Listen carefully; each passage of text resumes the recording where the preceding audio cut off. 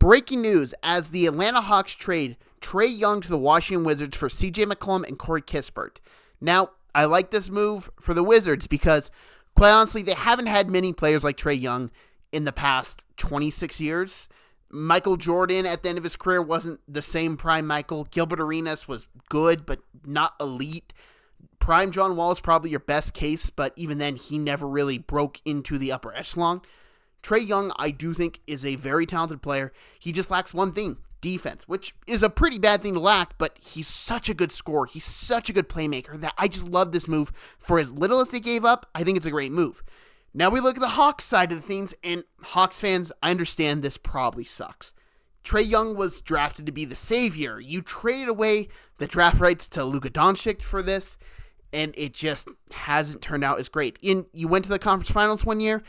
You had some hope, but ever since then, it's just been a lot of disappointment year after year. I thought Trae Young's value was pretty low. I didn't think it was this low, but it sounds like the Hawks aren't done doing things, that they might be in the market to make a splash move to get Anthony Davis, and if that's the case, moving Trae Young makes a lot of sense because it's easier to ship off CJ McCollum in a deal for Anthony Davis with other cap things, or maybe you just do Porzingis and you keep McCollum to kind of be one of those guards you have.